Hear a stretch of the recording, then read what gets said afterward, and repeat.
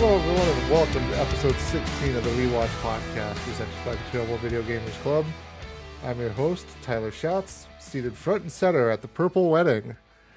Joining me this fine evening are one Nick Castillo. Long live the king. And Gary Delaney. Much like the hero of the revolution, I need a clean shave. Unfortunately, we will be minus the Howards tonight. They are off on assignment, so we will wish them well and hope they return to us as soon as they can. So I hear it's a long road back from the capital when you have to go to a wedding. Many leagues.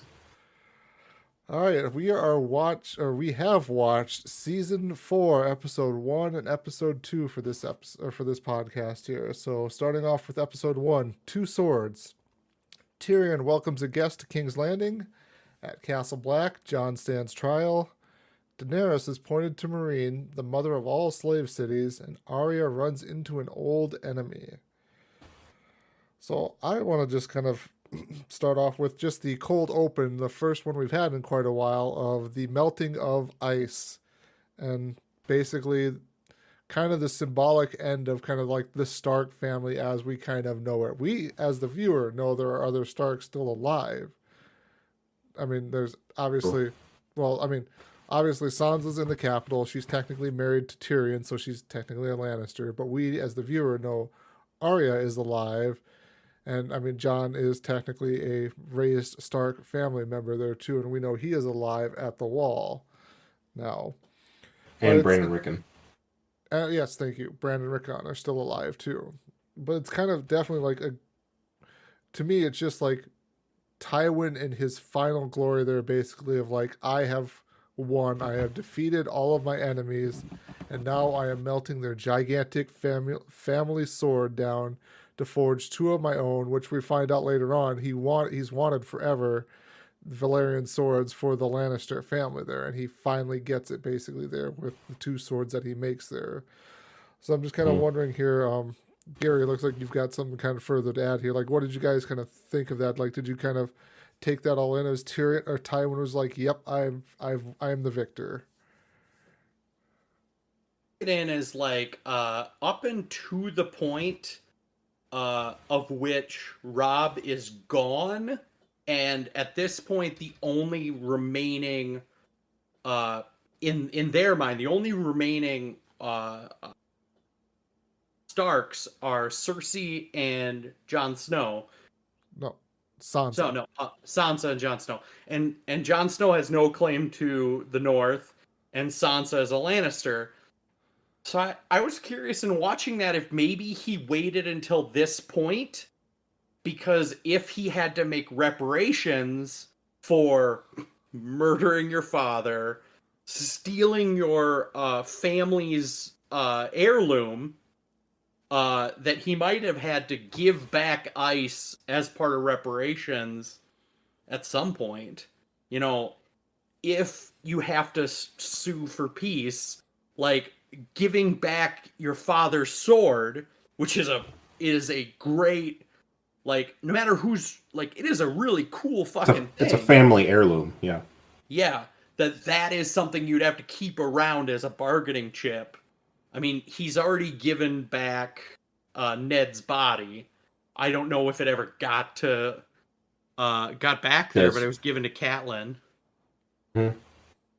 So I was going to comment, I mean, Ned Stark died in season 1, and now we're talking about season 4. So it has been some time since that room occupied, we've seen two Hand of the Kings go through there. First Tyrion in Tywin's stead, and now since Tywin's been back, he's had the room as well. So I'm sure that, a 7-foot, 6-foot, bastard sword or something that's not easily overlooked. I'm sure that they've held this sword for a while then, since Ned passed. Interesting to think about giving reparations or maybe having to give it back. I think if anything was just sort of that moment where Tywin was waiting to finally say, yeah, this is ours, or I'm getting rid of this thing, because it is ridiculously huge.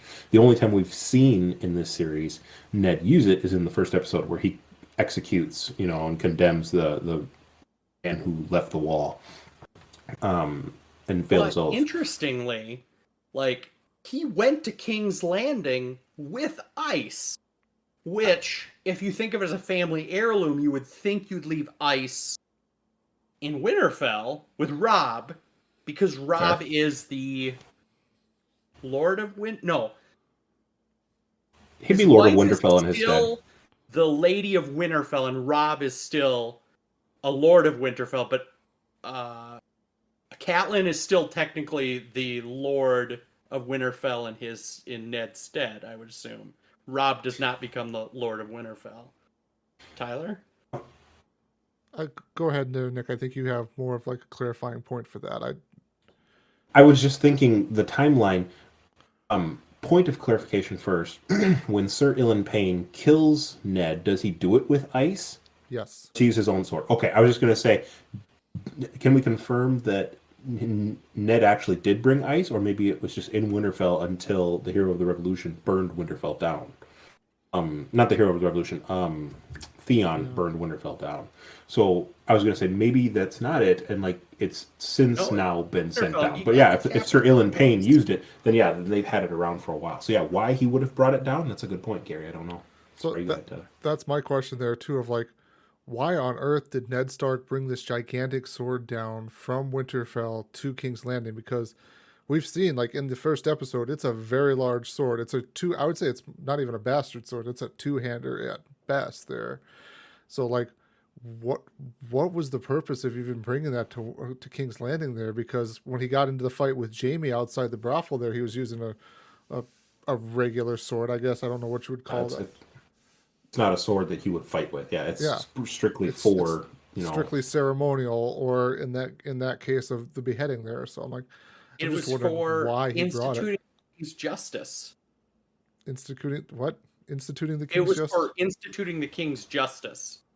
It was for whatever the word is. It was for specifically, I think, 4 executions. But like, why would the hand of the king need that sword, though? Yeah, because you have Ilan Payne in King's Landing. Like, the king has his own headsman. Yeah. Tyler, was that all you had? That's it. My bonus question that on a rewatch I didn't realize: whose sword is bigger? Because as you look at the mold, one sword is maybe 2/3 the size of the other, so there is a larger. So did he give the biggest sword to his son or his king? Because honestly, you guys are shaking your heads like they're the same size sword. No, they are different swords. Tyler, you can jump in as well if you'd like here, but I think that he gave the larger one to Jaime. That's what I thought. I was assuming too. As whatever he's going to name it as, because yes, Jaime hasn't named it yet, but Jaime has his Valyrian steel sword. But spoilers. But all good swords have a name. All good swords have a name, exactly. Especially strongly made Valyrian steel one. Name. Tywin said too, like he had to specially bring someone in from Volantis, like across the Narrow Sea, who knew how to work the Valyrian steel. But the other one that was smaller, I would think that he would have given to Joffrey. At that point, I don't think Joffrey knew that there were 2 swords made from it. Just that he knew that there was another bigger sword. 2 swords. There's 2 Valyrian steel swords in King's Landing. So I was trying to measure it up. I think it would have been smaller and easier for Joffrey to move around than his son Jaime, who's a full-grown man. I was trying to measure it up as they both held it out, and I couldn't. I think Jaime is the one who ultimately got the longer one. I mean, I think too it maybe even stems from Tywin's family. Ultimately, the Lannister, the Lannister line. Proximity of his family. Yeah, the Lannister line technically gets the bigger sword because, like Jaime has told Tywin, like a little later in the episode, they've always wanted a Valyrian steel sword. So obviously, House Lannister would get the larger one of the 2 than House Baratheon. Obviously. Was it really maybe just the question of how small of a sword you could give Joffrey and still get the biggest fucking sword possible for the Lannisters? Because I feel like as he's a traveled in war, he probably would want a very intimidating sword for the Lannisters. hoping that his grandsons that are not Cersei's children, that are Jaime's children, would someday wield this beautiful sword that is probably, a secondary as intimidating as ice, but not gregoriously fucking huge. Exactly. All right. Anyway, that was my note. Nick, you're up. What was your question on the swords? We talked about most of them. I didn't really have much on the swords, other than I agree, like Tyler's original point, it was very symbolic, where there's not really any talking. It's just the undercut tone, where I think it's, the Reigns of Castamere, as he's burning down the sword, saying, yeah, this is an end to ice, a song of ice and fire. This is now, in the flames, we're reforging these two swords into something new. The Starks of the old age, since we're referencing Ned, and what was is no longer. We're doing something new. I was going to say here too, I think, so I've listened to the music of Game of Thrones a lot here recently, and I think the theme of the House Lannister is the Reigns of Castamere, like, instrumental part, like, not necessarily the words and stuff, but every time, like, the Lannister theme comes up, you can equate it to the Reigns of Castamere there. So I think they're kind of interchangeable when we're talking about the house themes there. Gary? I was going to say, and the last scene of him, like, not only do you melt, the first part of the scene is him knocking the handle off of ice and then melting it. And then the very last scene is he takes the wolf skin that it was in. That obviously, as it's a ceremonial sword, it doesn't need a belt hilt sheath. It has a very, like, probably elaborate, very, very thick wolf skin, like, sheath that it sits in to sort of, increase intimidation. And he just, like, throws that whole, like, because to him, a wolf skin sheath, like, there's no use to that. Like, even as a ceremonial thing, like, he has no value in, like, this gaudy, like, wolf skin trinket that was valuable to the Starks. Like, if he was going to make a similar sheath, it would probably be a giant lion skin, like, gold embroidered crazy thing. Nick? Mm-hmm. Very gilded.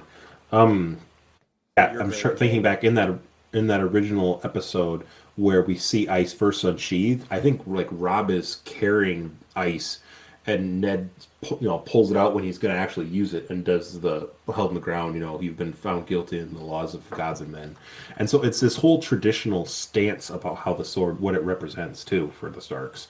Yeah, none of that is needed now, for multiple reasons. Connotations, and so it's something that's superfluous, and in Tywin's mind, if it's not needed or not generating money, we don't need it. I think you said earlier that Ned is only seen with ice once, and on actually relevant to this episode, there's a second time you see Ned with ice, and that's when he's sharpening it by the Godswood, and Catelyn comes out to greet him by the Godswood as he's, like, reflecting while sharpening ice. I think it's probably in the first episode. Like, oh, realize the king is coming, and it's like, well, I guess I gotta finish sharpening my sword. Like, right. That point exactly, right? It's like the king is coming. He's not, going to catch up with his buddy. He's not going to do this. He's standing on traditionalism because that's what he is known for. He's going to sharpen his sword so that he can, present it or use it as a representation of his house or something of that nature. Very traditional. I feel like you wouldn't Starks. be wielding ice in the presence of the Lannisters. Just like what we were talking about, the fact that it's in his special sheath, wolf's head, whatever. It's something that's representing their family. So that was it. That's all we got on that one, I think. Yeah, we talked for quite a lot for just a small scene I thought there. 5 seconds. That's it. I was going to move on here too to, like, the opening. For the first time, we see the Dreadfort, the house of the. Wow, why am I drawing a blank on their name? The Flayed Man. Bolton, the Flayed Man symbol. Winterfell is still in ruins, and then also the Free City of Marine is in the credits there too, which we haven't seen fully yet there. But that is Dany's all the way across the narrow sea. Yep. Slaver's Bay. Yep.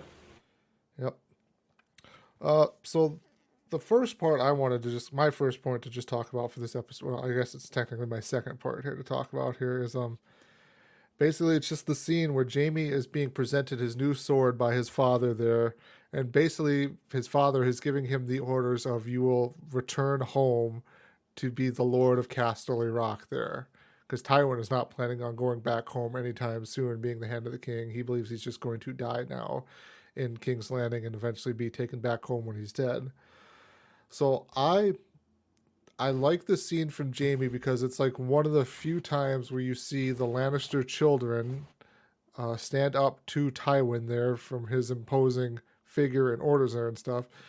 And Jamie's kind of taking the stance on he doesn't want to forsake the vows he took to be the Kingsguard there. He he says something like, my honor's shit already, what do I care? Or something like that. But you can kind of clearly see the change kind of has, it feels like the change has kind of started for Jamie where he's no longer kind of this arrogant, brash person. He feels like he's trying to do something better, restore somewhat of his honor after spending some time with Brienne, probably one of the most honorable person he's been around in quite some time there. Gary? I was gonna say, you mentioned that he does not plan on seeing the Rock again, and I think that's just proof that, like, he assumes that in the next couple of years, as Joffrey like gets the wheels rolling on being the king and being married, that his place is at court, because in order to, he still needs to do more work to secure the line of Lannisters and to play the puppet games that he feels he needs to play. I'm going to be devil's advocate a little bit to your point, Tyler. I think that it's not so much he's setting out to restore his honor. I think that's a byproduct of his actions. I think that he more so realizes that he's mortal. Like that, so much of what we see in early scenes with Jamie is that he is a Lannister. He is the proud young sir, the knighted heir to Castle Rock. He can do no wrong. He's got all the money in the world. He's got the love and devotion of a woman he cares about. I think that he kind of sees himself as he can't be touched, and so in losing his hand, he realizes, yeah, I am going to get my butt kicked some days, or I like he says, I'm just going to lay over and die when he loses his hand in the previous episodes. And so now when he's talking to the king, or to Tywin, his father, he is a bit more glib, or he is a bit more quick to the punch and sarcastic about who he is and what my honor is shit or whatever that you commented on. I think that he's just realizes that I want to do what I should do, or I want to be the person that I need to be. I don't think, like, if you said like, are you trying to be honorable? I don't know if he'd really say he was doing that. He may want to do that, but I don't think that's something he's going to own up to right now at this point. I'm gonna say, like, ironically, Jamie's like honor of being in the Kingsguard. If I remember correctly, like, bad history lesson, the Mad King institutes Jamie as a Kingsguard partially as kind of a fuck you to his father, because that's how he thinks he can keep control of the Lannisters, is by taking the best, like, firstborn son, the best heir to Casterly Rock, and taking him out of the equation of like being the the heir apparent, possibly so that at a later date he can give him back to his father as a knight, as a former king's guard, but ultimately that's in the Mad King's hands to ensure that he keeps control over the Lannisters. Nick?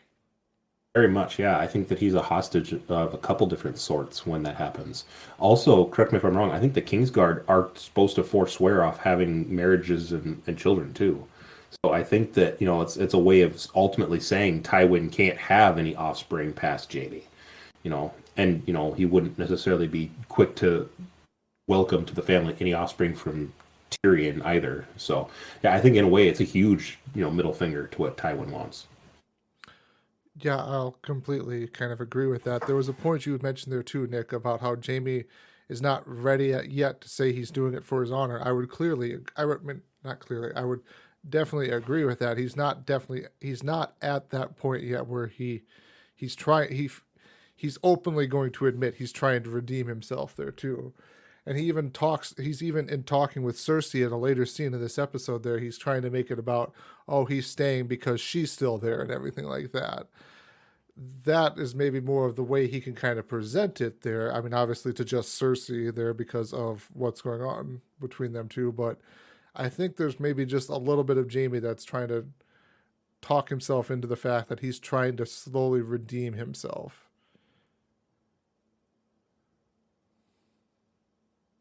I was gonna say, like, another thing that I learned in this scene is that Jamie is 40. Twice in this episode, both Tywin and Joffrey both point out that he's a 40-year-old, and his life, he's very mortal. He's at the tipping point to where he needs to do something with his life. So I literally noted that because I was like, I don't know if it had ever been fully explained that what Jamie's age was. Would that also mean that Cersei's 40 because they're twins? Anyway, Tyler? Yeah, that's a great point there too, because then it touches on that scene with Joffrey and him in the Kingsguard tower there, basically, where they've got the big book of all of the previous Kingsguard and all of their great deeds, and Joffrey makes that side comment to Jamie of like, where's all of your great deeds written down in this book and stuff? And Jamie kind of, I think that's another thing to your point there of like, it kind of hits Jamie and it's like, okay, yeah, I maybe need to get doing something too. And also too, I just wanted to point out a small Easter egg there too. They mentioned Sir Duncan the Tall, which is from the book series of Duncan Egg. They're basically, I think it's called like a Knight of the Seven Kingdoms or something like that. It's a separate book series that's kind of been tied into the world of A Song of Ice and Fire. Gary? Also, Sir Duncan is referenced, I believe, in Nan in King's Landing about all the stories she was going to tell. The Starks in Winterfell? What the little crippled Bran, when he was in bed, I was like, oh, do you want to hear the story about Sir Duncan the Tall? Are you laughing? It was Bran. Bran? Bran. Oh, you had the right name. It was the adjective little cripple that got me. Bran the Broken. I was just referencing too. Yeah, excellent catch, Gary, to pick out the specifics of his age too, because it's so much more connotation than just he's 40, which is a little older in that time period. We were talking before this recording about high fantasy. 40 is near dead. Like, you don't live long, right? And so that also says not just that he hasn't done much with his life or much that's been recorded up in this point, but also points out that he may not have much time left either. It's not like 40 is going to live till 80. So here's a question. You pointed out that Joffrey points out like, oh, well, so Jamie, here's your page. What great things have you done? Do you think he was saying that sarcastically, or do you think he perhaps like was asking the question not sarcastically, like, oh, let's see all the things you've done? But he already knew the answer, that you haven't done shit with your life, and the one thing you have done is you killed the Mad King. But you or your father will not allow anyone to write about that. So anyway, Tyler? Total sarcasm. They're total backhanded, side-handed, whatever compliment there. I agree. It was interesting, like, thinking of that scene again. I think intentionally he's going to snark about what he's had written about him. Like, oh, it's nothing really great other than, like you said, Gary, it's just the Kingslaying. But he flips the page. He looks to say, Sir Jaime Lannister. He flips the page, and then he kind of pauses and he goes, Uncle, it looks like they've left out some of your exploits. I think at first it was like he was going to make fun of what he's done, but then he sees the added benefit to being a jackass, that there's nothing written at all about him. I mean, there's like a paragraph or something short, and then that's it. So yeah, it's a little bit of both. I think he meant it sarcastically, but he meant it even more so when he followed it up after he realized that Jaime didn't have much written about him, or just that none's been recorded. Okay, so I don't think I'm spoiling anything. What do we know about the relationship between Joffrey and Jaime? As far as Nick. like how they view one another, or How are they related? I think what Gary's asking is how they're related. I think that Jaime, at one point in season 1 or season 2, right around the time when he's trying to go after Baratheon's bastards, he makes a reference to his mother and says, "I've heard some of the horrible stories that they've said about you." And he looks at me and he goes, "Is it true?" And like, I think just about his mother and his uncle. I don't think that he's put two and two together enough to wonder about his own origin. I think He maybe has. did I think say he it shut doesn't it out matter. completely. I'm the king. Because Anyway. he said several times, "I'm the king. I'm the rightful king." Either trying to prove he is, any man who says that he is the king is not the king, to quote Tywin. But I think that he's aware that there's a chance. I'll say that much. At the very least, I think he's aware there's a chance that he knows. he's aware. Anyway, of the I rumors. asked that question sort of from Jaime's point of view because in the same episode, he gets belittled by his own father, like about how he's a disappointment, and then a couple scenes later, he gets belittled by his own biological son about how he's a disappointment. Like, and so he's really just disappointing everyone. Tyler? And then too, he gets basically belittled by Cersei for not being there when he was captured. Well, snap. Yeah.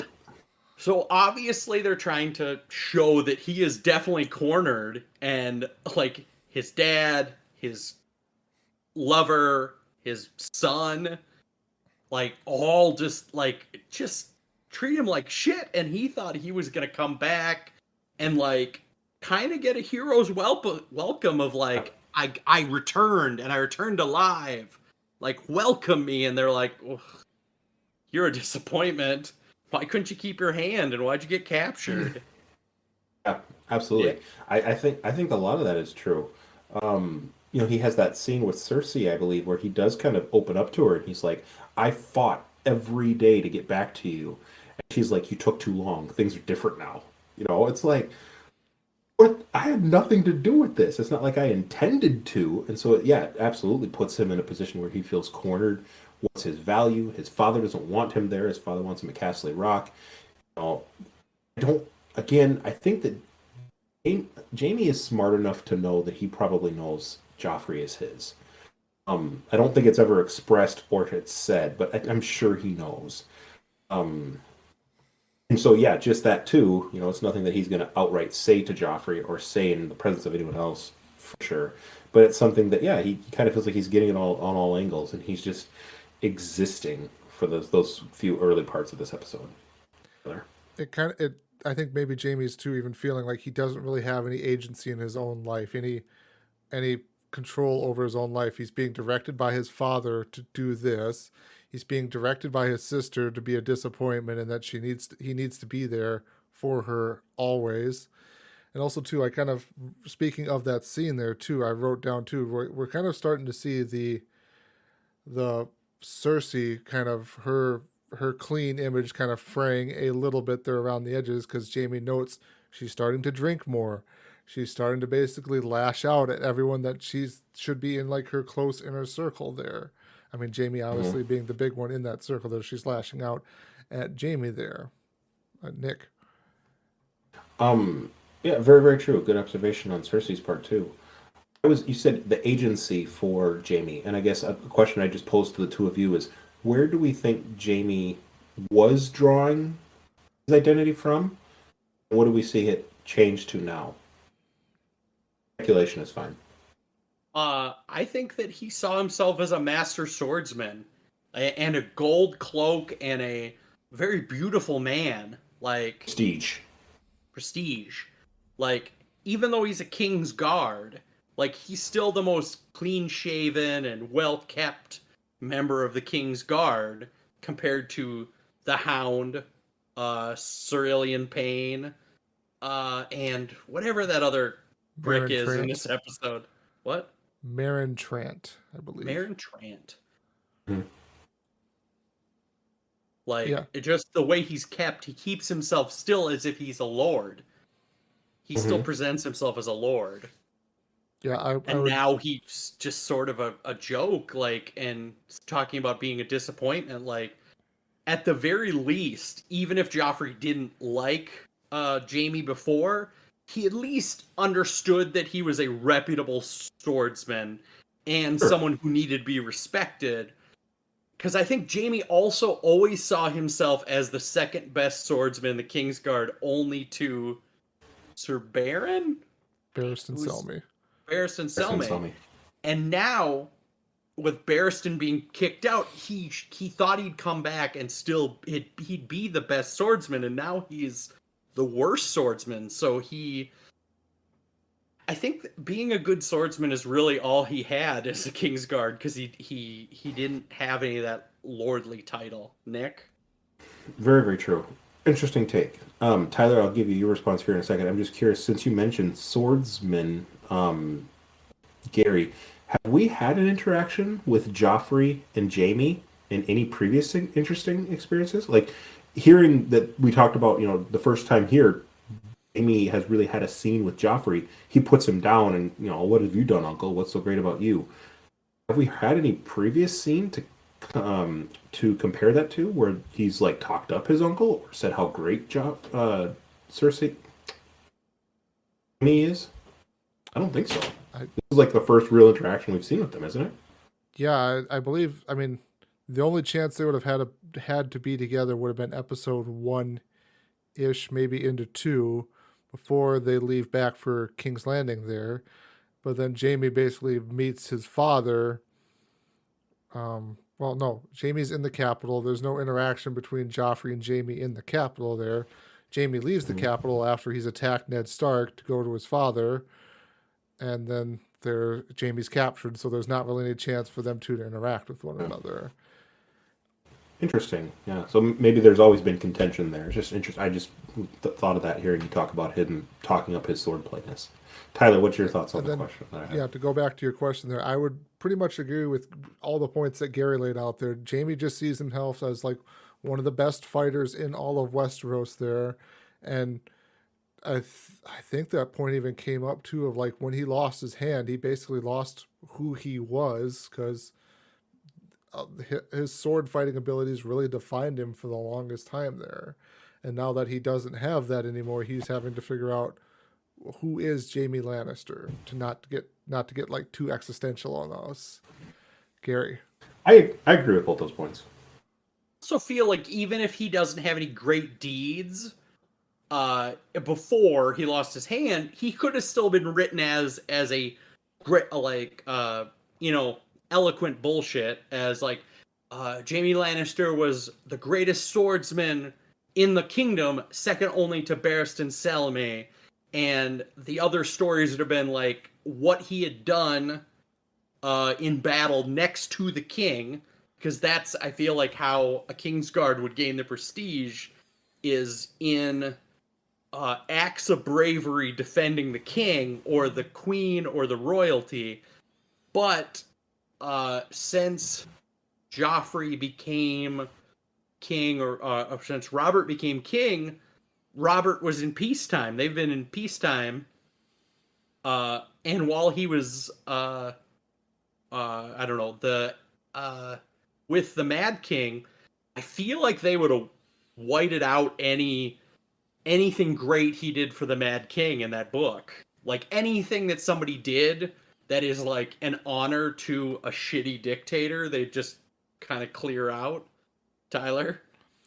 I was going to ask you, Nick, this is more of like a kind of a history lesson question here. Arthur Dayne was mentioned a lot. Like, Arthur Dayne, somebody mentioned in the books as one of the greatest sword fighters that ever was. He was before Jaime's time, right? Kind of essentially. Yes. Sir Arthur Dayne was a Dornish, one of the Southern Kingdom's greatest warriors. I think he's referenced in one of the first couple seasons as a great swordsman, and someone who was, I think killed during Robert's Rebellion. I'm not trying to spoil too much going on right now. And so yeah, killed during Robert's Rebellion. Jamie probably would have been aware of him, but someone who was much more his senior. So not necessarily on his level to compete with, but someone that was probably alive when he was alive, but it would have been like a, I'm guessing here, someone like a 12-year-old to probably like an established 30-year-old or something like that. Okay. All right. I agree with both. I agree with both those points you guys had. I think when Jamie lost his hand, he said, "I was that hand." So yeah, very much so. Interesting. So that'll be some of my points to start the episode off with. We'll turn it over to Gary. What do you got for us for this episode? I made a note that Sansa says she does not pray anymore in the Godswood. She just goes there for peace and quiet. Oh yeah. My group question is, has Sansa given up on the old gods? What would be in the Godswood? Or did she stop believing in the old gods and she puts her faith in the light of the seven? Tyler? I would say it's really just truly Sansa is in, I don't know if shock is really the right word, but basically she's just utterly destroyed there. Her entire family, as far as she's aware, has been basically wiped off the map there. She is the last, again, as far as she knows, she is the last surviving Stark member there.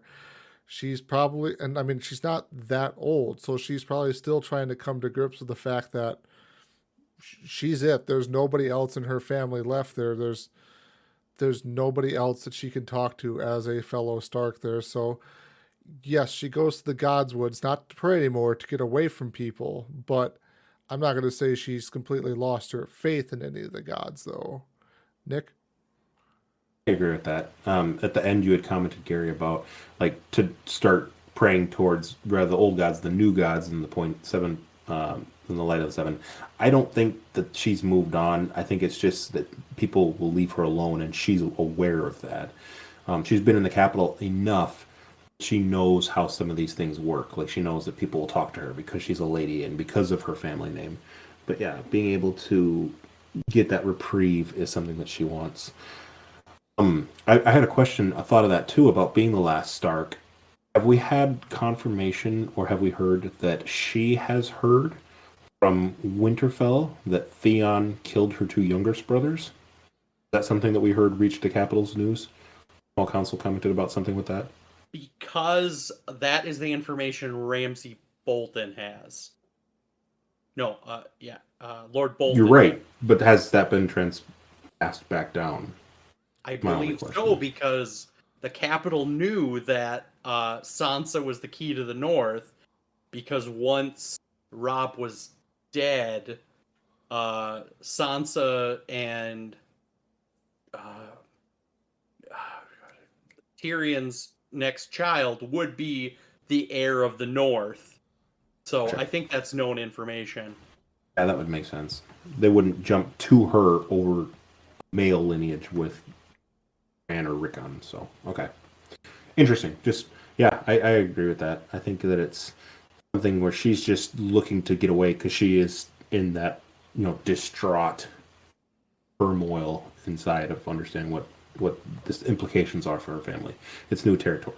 And I think she's always had the hope that she'd somehow make it back to her mother or that Robb would destroy, Joffrey. I think Joffrey even had that comment about when he killed Ned. He's like, maybe I'll kill your brother and give you his head as well.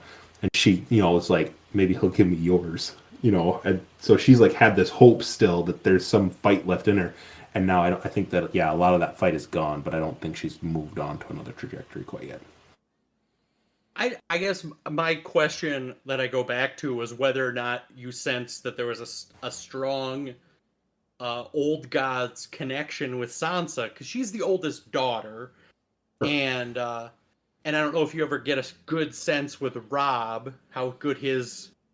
However, if they're around Ned and they're on Catelyn, in the time of need, Catelyn sows the star, and that's specifically a token from the Light of the Seven.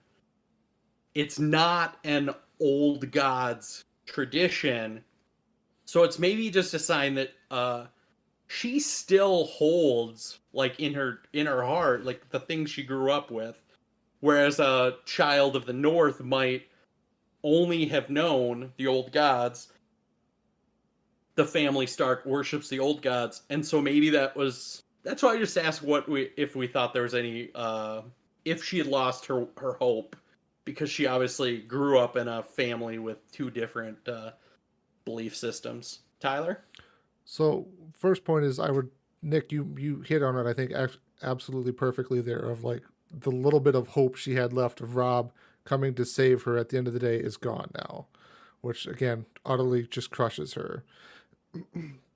And the second point kind of ties into a little bit with what you were saying there, Gary, of how like this, and this might become a lot more apparent kind of in later seasons here, of how the Stark children kind of sway one way or the other to like which parent, to Ned or Catelyn there.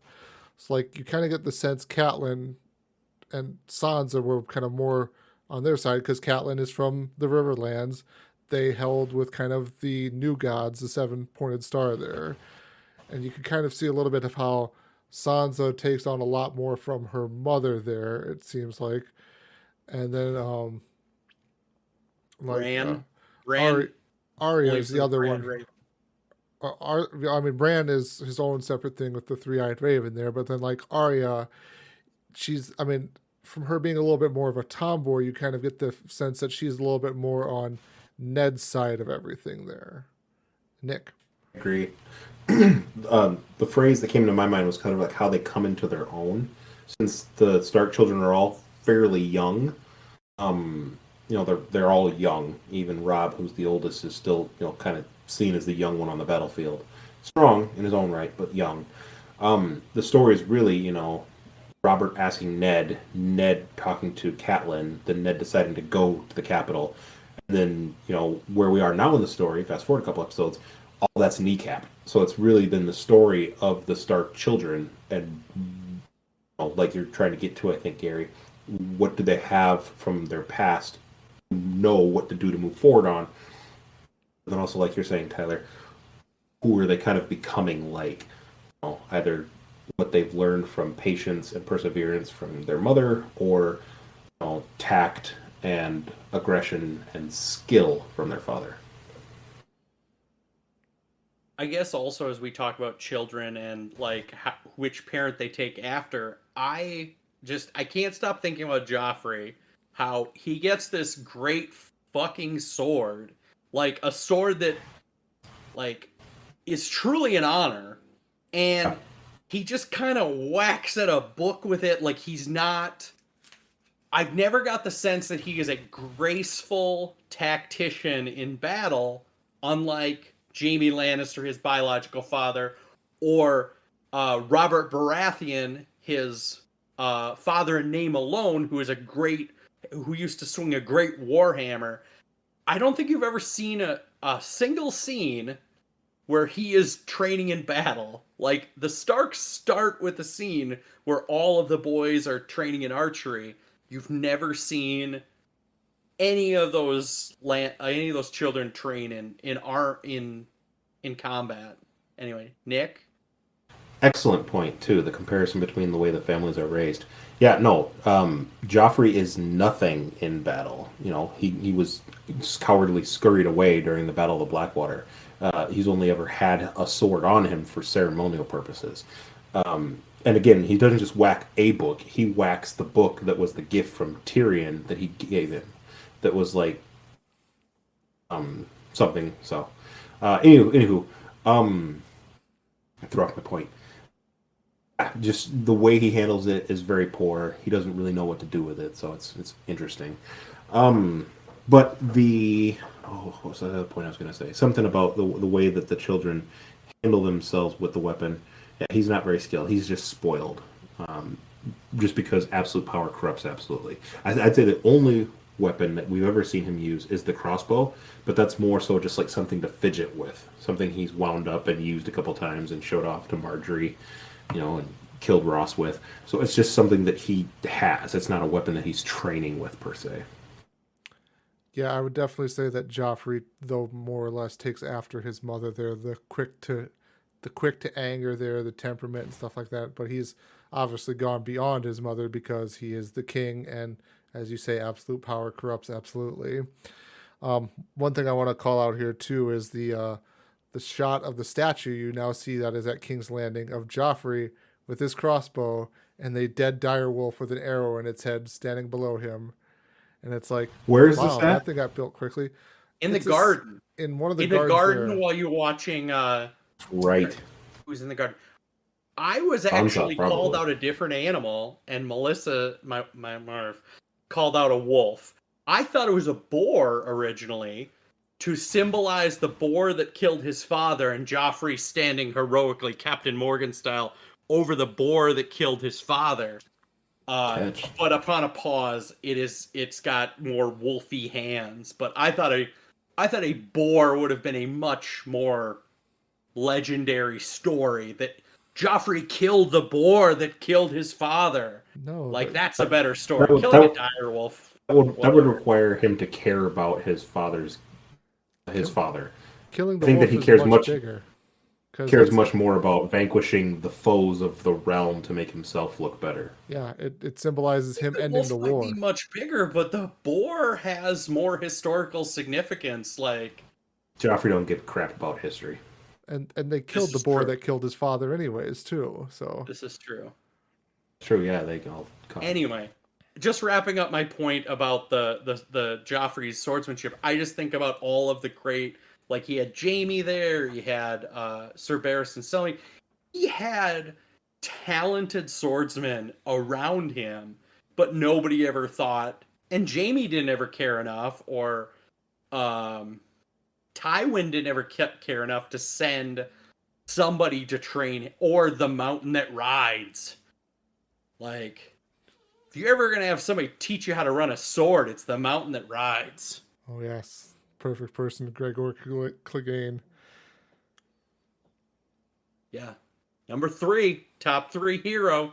He's moving up to number 2 now, I guess, because something happened to my other favorite people. Anyway, Tyler, do you want to take the next point, or do you want me to continue? What else you got, Gary? I just quickly pointed out that when Shay left, one of Cersei's spies caught her, which on a rewatch I was like, I didn't remember that a spy caught her, like, and that led to some other plot points kind of being escalated. Like, I was like, oh, well, that's cool. Anyway, Tyler. So I want to talk about this Shay point, but bridge it kind of between both episodes we watched here. It seems like Shay is slightly like, I don't know if they meant to portray this or whatever, woman becoming unhinged or whatever like that. I don't think they really meant it like that. It's like she is slowly becoming unhinged by what she feels is going on around her with Tyrion there. Like, she thinks Tyrion sent Varys to talk to her to, like, shuttle her out of the city there, when really Varys did that on his own, as we found out, because Tyrion had no idea what she was talking about when she brought that up to him.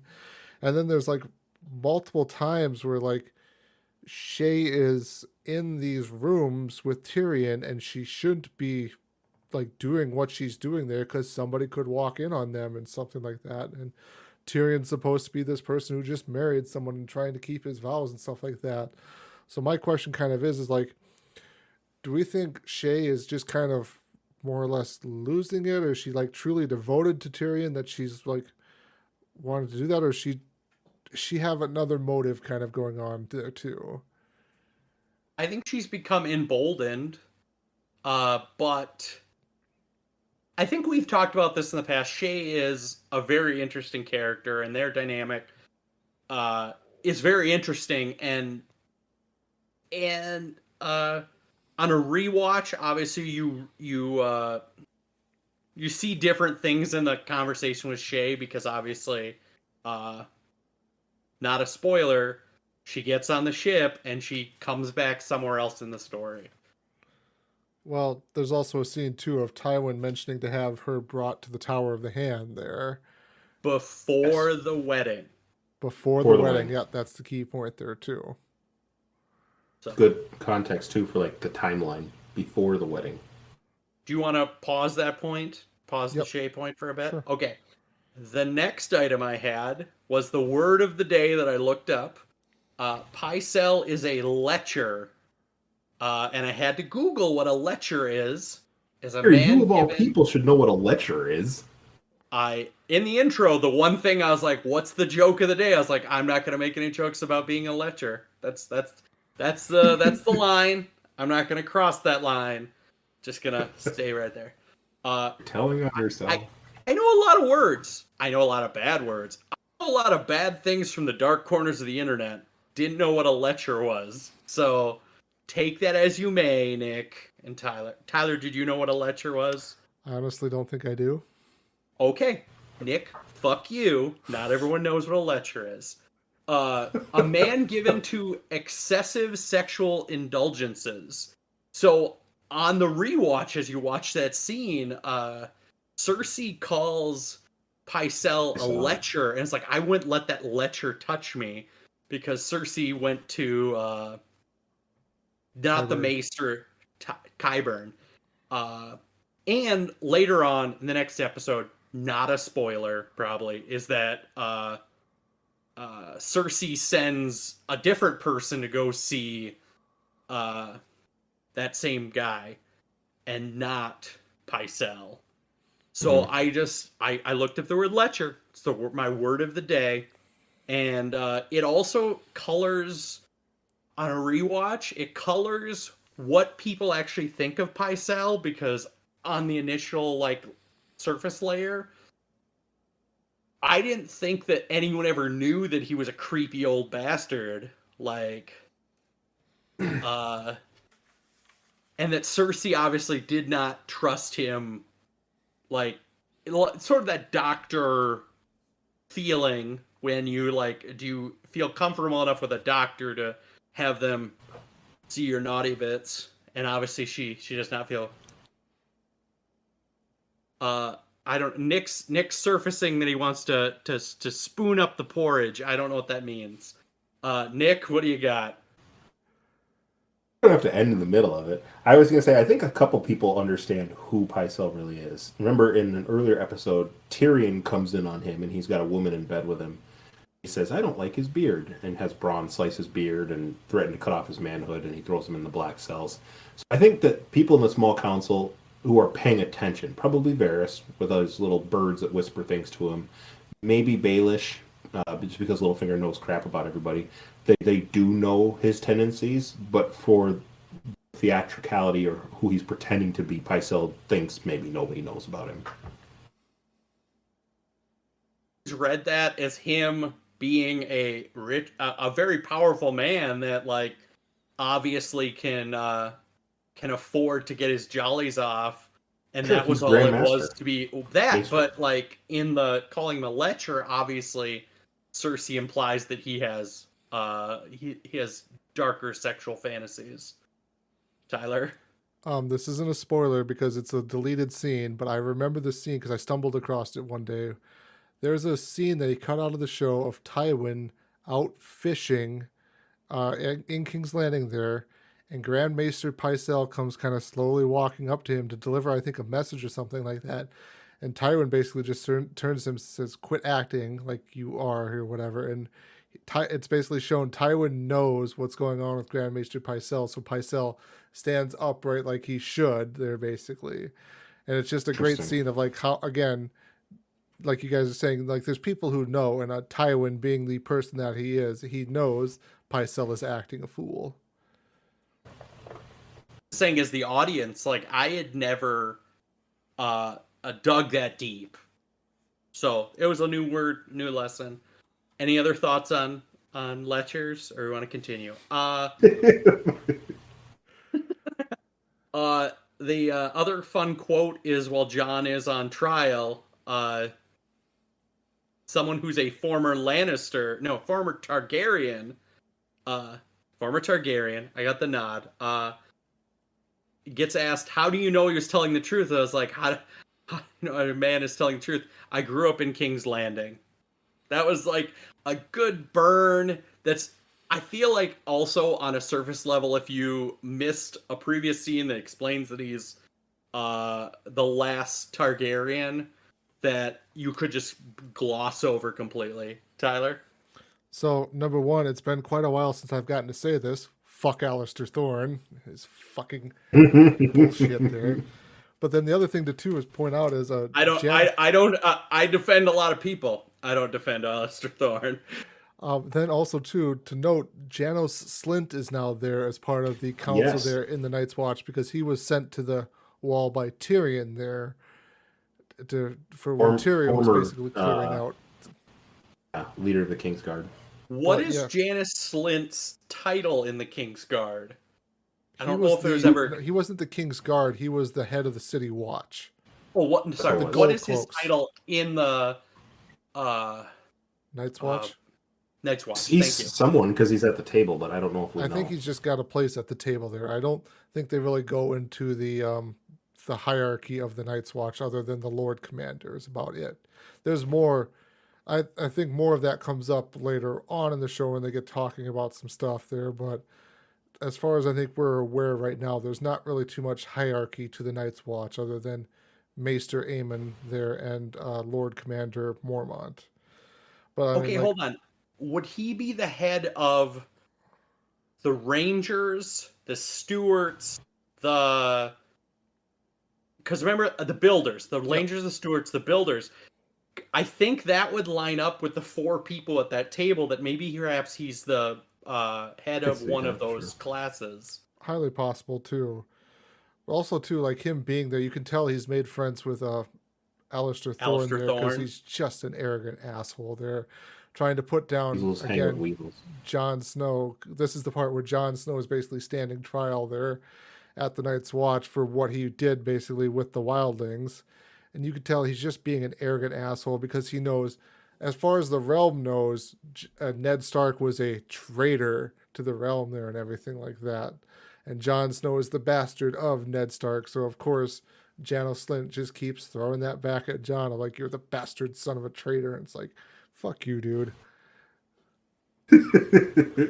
Talking about the crimes that John has committed, I thought it was interesting too that for all the preface that we've heard about honoring the code of the Night's Watch, when the four people at the top of the table reference he slept with, someone, Maester Aemon comments, if we put to death everyone who slept with someone and broke their vows or slunk off to Molestown, one of the small towns south of the Castle Black, the wall would be manned by headless men. So these people know multiple people who have forsaken their vows. Clearly a lot of them, which I thought was just an interesting little side note revelation. But that apparently breaking your vows happens a lot. I mean, obviously they're going after John because he is quote unquote the bastard son of a traitor. Breaking But that. but also, rule yeah, of but it was vows. because it's highlighted for them because it was with a wildling too, the sworn enemy of the Night's Watch. So it was just an interesting little anecdote too that happens a lot apparently. Just remember, Nick, the wildlings, they're not our kind. They're not our people. Everyone Us and south them. of the wall is our people. Got to build that wall. Racist. Yeah, it's a very nice reflection on society there. Not one of us there, pretty much. So you did the badder thing. Gary, have anything else? Lots of people name their swords. Yes, lots of cunts. Thank you, Gregor or Sandor. Also, Clegane. I find it interesting as we talk about the swords, the two swords. The name of the episode is The Two Swords, isn't it? Yes. And then the Hound makes a statement like that. Like, I don't think either of the swords are named in these two episodes. Maybe one is. Nice. But I think that's Actually, two swords are named, or we reference names of both swords. Jaime's sword is not named. In a later episode, I think the one given to the Joffrey is named. I don't know if it sticks, but maybe a sword is okay. We'll have to go back. I thought a previous sword's name was Heart Eater. Maybe that was the sword he had during the Battle of the Blackwater. It was Heart Eater. Yeah. Anyway, I just thought that was an interesting thing that like we have these two swords, and obviously the Hound says fuck people who name their swords. Because obviously for the Hound, that's something that like great lords do. Also, maybe it's just something you do when you have a Valyrian steel blade that you assume will be a family heirloom. Anyway, the last time I had was that Arya got her payback with Needle. Going back to I think like season 1, where a random boy who's holding the helmet gets stabbed because he like hurt his leg, and this same guy is like, "Oh, you can't walk. You'll have to carry me." And he just like stabs the little kid in the throat. Something else, yeah. He has a name, but I can't remember. Poliver? No, I think that's. Is it? Oh no, that's somebody else. I think that's the guy. I think that's somebody else. Yeah. That kid doesn't have a name. He has a name. Arya mentions it there, but I can't recall it for the life of me. Anyway, it's kind of a fun playback to that scene because obviously Arya like gets her payback, but also Arya is kind of in the background of that scene for quite a while, like just really enjoying watching the Hound fight. And obviously she doesn't have a horse in this race because other than she wants that one guy to die. But yeah, she doesn't help much until the very end, and then she like stabs a guy in the back. She stabs 2 people, and then she stabs the one kid, the guy with the needle. But I thought it was a fun end of the scene, and obviously it also the episode ends with her galloping off on her own little white pony. So I just thought it was a fun scene. Nick? 3 things I have in there. You completely glassed over the fact that Sandor makes his amazing eating all the chickens in the establishment reference in that scene. That's an amazing scene where the more that particular guy who has Needle, who's like the leader, who's just going on and on about how they can do whatever they want. You know, Rob's dead. The Starks are gone. You know, we own the country. Come with us and you can rape and pillage anyone you want. You know, like, yeah, of course he needs to die before that scene concludes. But yeah, every time he says something, Sandor just talks about how if one more word comes pouring out of your mouth, I'm going to eat every chicken in this establishment. It's just an amazing interchange. 2, yeah, I think that the scene is named 2 Swords, but it is well written in this story that it kind of bookends with the beginning of this one sword being made into 2 swords, but also it kind of ties into this other sword finding its way back to its original master. I think it's pretty cool the way it's written because Needle has a name. Yeah, you know, Sandor may not like it, but it's very personal. It's something that's home, quote unquote, for Arya. Something that's like, hey, a part of me has been found again. So I think that's a neat little interchange. It is her last family heirloom. Sure. You know, it was who gave it to her? Jon, right? And when her dad found it, he's like, make sure you train with it. And then that's what started this Cyril, well, that's not his name, but the trainings with him as well. So, the first sword of Bravos.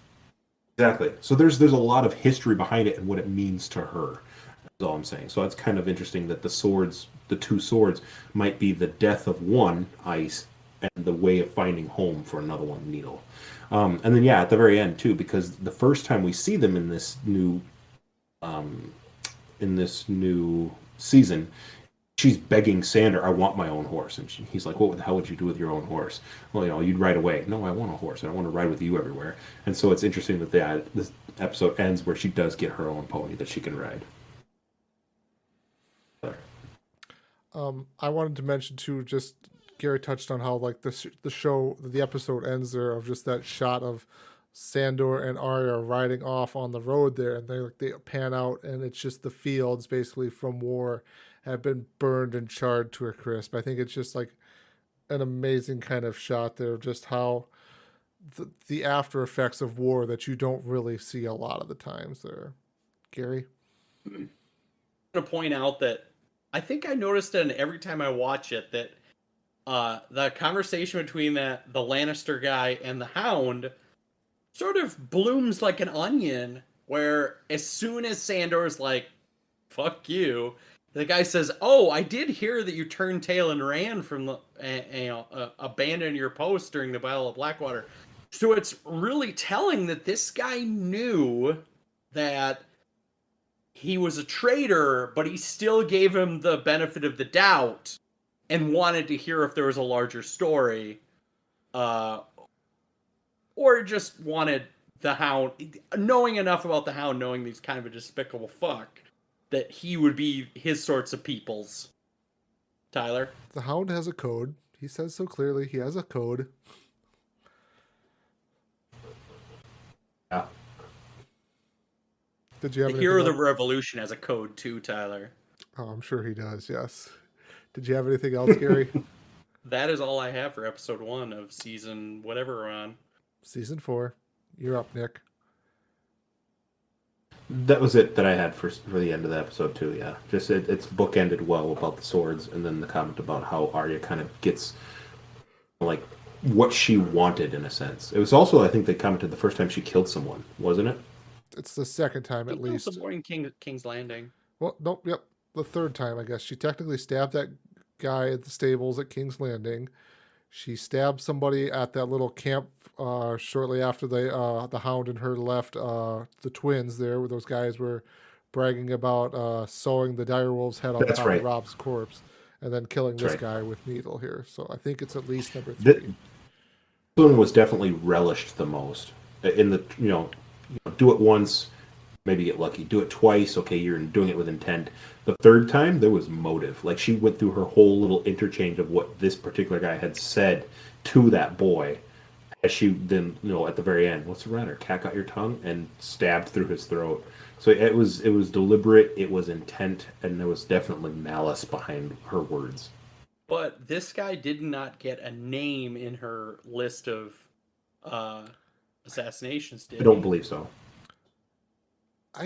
I swear isn't his name Polliver? Like I almost think his name is Polliver, and I'm pretty for sure he was in Arya's list. Maybe name in this episode. But Nick has anyways. carpal tunnel. Wants to show you his T-Rex claws as he uses them. Anyway, so yeah, that does conclude, I guess, episode 1. So we'll move on to episode 2 here, The Lion and the Rose. Did you find something, Nick? I just searched Polliver Game of Thrones, and it is that guy's picture. Okay. It was walking off to Xander. Yeah, so I'm pretty sure Polliver was in Arya's list there. All right, so The Lion and the Rose. Joffrey and Marjorie's wedding has come. Tyrion breaks up with Shay. Ramsay tries to prove his worth to his father. And Bran and company find a weirwood tree. Gary, since the Hero of the Revolution starts off this episode, I'll turn it over to you. I thought it was a good cold open for an episode of like, where could you be? Like, all the places we've jumped. I think the only place you could completely count out was where Daenerys was, because she's in the desert. Nick, we can't read whatever you're trying to show us. I got it. Whatever. Anyway, I thought it was a good character building scene. You get to see what you find out later is the Kennel Master's daughter, who obviously is BFFs with Ramsay Snow.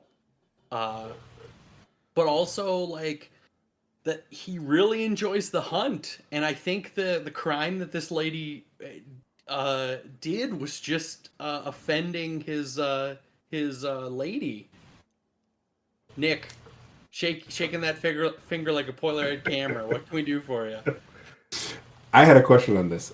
He says Tansy, like Tansy, don't run Tansy. Is Tansy the blonde who was also seducing Theon? And they took it. Is that who she was? I think you're made to believe that. Yeah. In this rewatch, on this rewatch, I was looking at it because it's a blonde and it's the same girl. Miranda, is that her name? Miranda, yeah, I believe it's the other girl. Miranda, the other girl who's at his side with the arrow, who's shooting at him, at her. And I think that's because he's like, she was just too pretty. She was whatever, and because she was saying, I did what you asked. She was being chased. So I was waving my finger to clarify, is that who that was? Because on this rewatch, I kind of like put two and two together from having recently seen that other episode, that I think that's who it is. Like, no one is safe from Ramsay. If he decides that, oh, I don't like you anymore, or I don't need you anymore, like, clearly he's just having sport with her. Okay, Nick. The deep, dark destruction of Lord Greyjoy into Reek. Is this a destruction of something that Lord Greyjoy loves? I've forgotten his first name. Theon? Theon. Because, like, the last time he had his lovable bits was when she was in the room. So is that one more way to just destroy Theon's, like, soul, is to destroy, like, this woman who, to Ramsay, is very disposable? Tyler? I think Theon is pretty much, if not at bottom, pretty much near bottom already. So I don't think this really had any effect, especially since she would have been involved in him losing his favorite bits there. This is just, this is more of a scene just showing not only Ramsay's despicableness, but also the brokenness that was Theon Greyjoy, and now I is think it's this assumed Reek. that Theon has, like, there's been a while that Theon's been under torture that's not been shown. Nick? Correct. I think that there is. I was going to agree with what Tyler's saying. I think, if anything, it's just, Reek, as he's now become, is just distraught at seeing another human being destroyed in such a way. It's nothing necessarily that he's, like, beheld to or terrified about, or that he feels some compassion to her as a person. It's just, as another human being, I have to watch her be destroyed by these dogs. I was going to comment, I feel like in conversations when this episode first aired, I had heard from someone who had read the books, and they said that, like, there is no reference to Theon. It's, like, written in such a way that the character Reek is running around with them. And you're almost like, who the heck is Reek? He's not referenced as Reek is Theon until later in the written books and the novels, and then also in this episode we see later someone references who he is. So yeah, you're partially right there. For the first introduction of the Reek character in the books there, it's not really clearly known that he is Theon. It definitely becomes more and more kind of explained as it goes on that he is Theon Greyjoy there. But also, though, too, part of the thing is, and this is further on in the books, that it talks about from Roose that there was another thing named Reek that was Ramsay's plaything at one point in time until he mysteriously disappeared there. Gary? I was going to say, like, I'm pretty sure that Reek exists at Winterfell while Theon is there. Like, I thought it was introduced as a different character that shows up in Winterfell.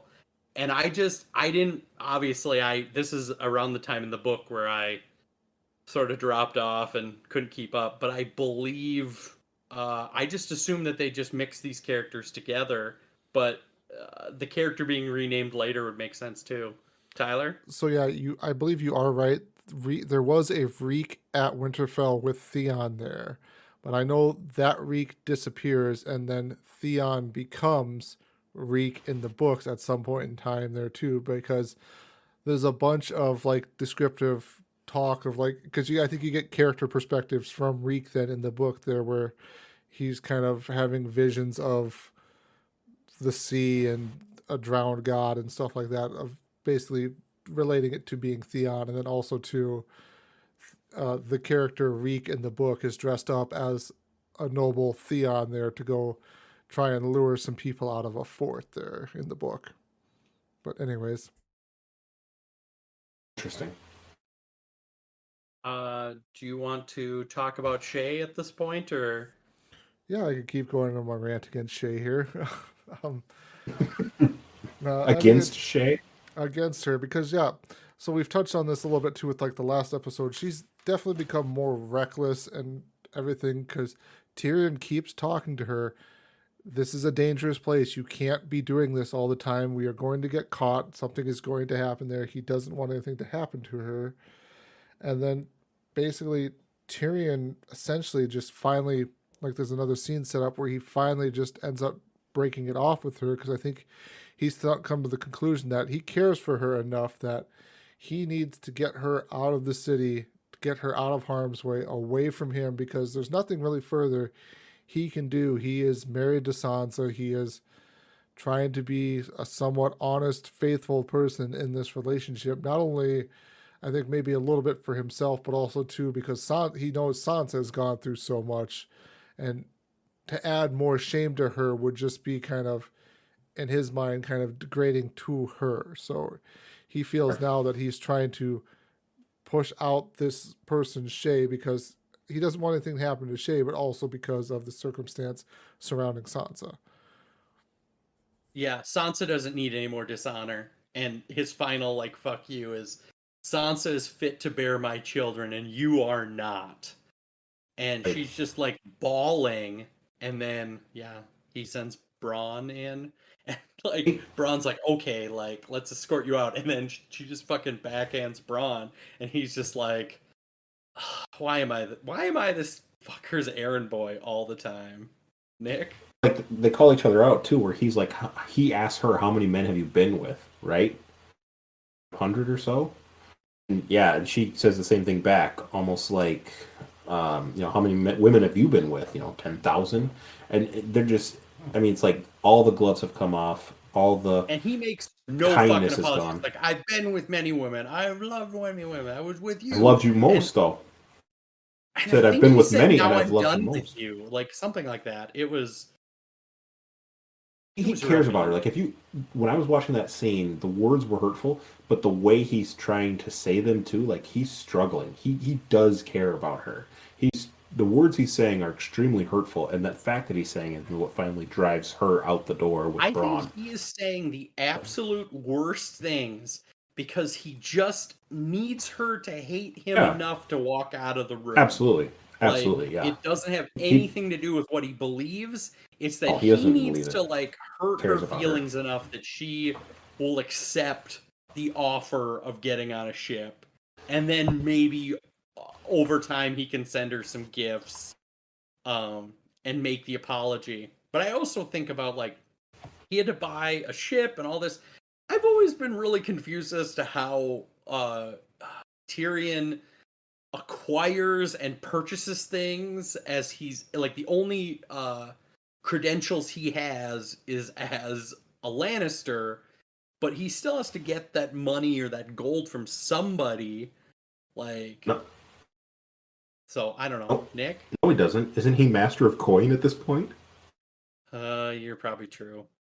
Or he just pays in favors. I'm sure that being a Lannister, like, just like being anywhere, once you're back at home, since he's back in the capital, he has access. I mean, they don't have bank accounts per se, but I'm sure he has access to the chests that have his gold or his coins in them back at the capital. But also, yeah, I think he's master of coin at this point. So I'm sure that he has access to funds enough that he can just, write in the books how to do whatever, and then, pass off some money to a ship captain to get a ship. So. My question is still sort of talking about this Shay and Tyrion interaction. What do we think Shay's motivation is here? I mean, clearly she wants to be with Tyrion. But do you think that she is ignoring his concerns because she's not just scared of Tywin and she thinks that they'll get away with it? Do you think that there's something deeper there? What's her motive for trying to stick around when clearly he and Varys and several other people are telling her it's dangerous, you need to leave? I think she's definitely trying to further her position a little bit more somehow. She might be able to further her position in life a little bit more somehow. Because I think Amanda had mentioned this in one of the previous discussions we had on her. Her not being afraid of Tywin is kind of odd because everybody basically in Westeros knows who Tywin Lannister is. So her not really fearing Tywin is kind of an odd thing, which, I mean, yeah, everyone can have the bravado and gumption to say, I'm not afraid of anyone here. Nobody, I fear no man or whatever. But Tywin's kind of, I think, more of an exceptional case there of, like, to not know who Tywin is and not be afraid of Tywin is kind of suspect to me. Gary? I just for the longest while I've just assumed it was ignorance, that she is just so ignorant, and I think she means to belittle Tyrion as someone who's afraid of what Daddy'll do or what his sister will do. Like, I think she's just ignorant to like how backstabbing his family is. Like, and like from the outside looking in, like maybe she just doesn't believe that any family could be this fucking cutthroat. But I don't know. Like, we've talked about it before that like, is she secretly a spy? Is there something other conversations going on? And I think it's also alluded to if maybe either Cersei or Tywin got to her before she got shipped off on a ship, like, or she was she is just a shit character that's not very well explained. Like, I wouldn't say she's a shit character that's not explained really. She's a lower level character that doesn't really get much like background explanation to her there really. Like, she's a good character for what she is, but as far as like She's motives and everything like that, she's obviously the foil for Tyrion there because she's able to dish it back to Tyrion just as well as Tyrion can dish it to anyone else. And Tyrion obviously cares for her, but I think you are kind of right there and hitting the nail on the head saying she's kind of an ignorant character there of not really understanding how dangerous these people are that she's kind of surrounded herself with. I mean, I still kind of think that she's somewhat trying to better her position in life with Tyrion there. And again, going back to the point of like not knowing who Tywin Lannister is just a big red flag to me. But I think she is just definitely ignorant to the ways of like much like Ned Stark almost kind of was to the way politics are played in King's Landing there of people will stab you in the back if it would further their position. interesting takes. I don't have a right or wrong answer. I was just curious. no, you just have a wrong answer, Nick. That's just When it refers to leave it you, there. it's always the wrong answer. We don't have time to go back. We spent too much time talking on swords, but I just realized we completely skipped all of the talk about Dany in Marine last episode. For the I was listeners, just like, oh crap. Tyler and I gave just a whatever sort of look into the camera, like, whatever. There's good stuff there. I We mean, don't have to go back. I was just Go for it, Nick, there, if you want to Yeah, talk Nick, about it a little bit here. Go shine your We were sword. talking about you were talking about the intentions behind the female characters, and I forget who, either you or Gary, said something about something, and it made me think of Dany's intentions, and I was like, oh crap, yeah, like, because there's some good interactions there. We're introduced to a brand new Dario Naharis. Nope. Oh, and What? No. yeah, he's sitting there holding his sword out in front of him with Grey Worm. She's like the last person holding their sword gets to walk at the back of the line. And there's all this. It's a new actor playing Dario. It's a new actor playing Dario, and he, is giving her flowers and talking about how you need to get to know the people in Marine. And there's so much interaction there that we glazed over in just our conversation because there's long talks there. But it was interesting to hear a different take on Dany, where in the past she's Dracarys'd her way into taking over what she wanted, but that might not work now in Marine. Even with the bolstered army that she has and the generals that were with her. So that was all. Just my interesting conversations there can go deeper, but Gary's going to give me the wrap-up sign. I was just gonna say, Nick, if you feel so strongly, maybe next time you'll take notes. Boom, Tyler. One thing to point out from Dany's scene, though, is the interaction she's having with her dragons there, of they're slightly becoming a little bit wilder and not really responding as much to her as, at least it's kind of made to appear that, with like Drogon kind of hissing back at her, and she's kind of like taken aback by that. And Jorah has to kind of remind her they're wild creatures, Dany, there. Absolutely. Yeah, a lot of good stuff. I know Stephen would love to chime in about how much he appreciates Dany being explained and detailed as the hero of the story, so we'll give a little nod to him and move on. Yes.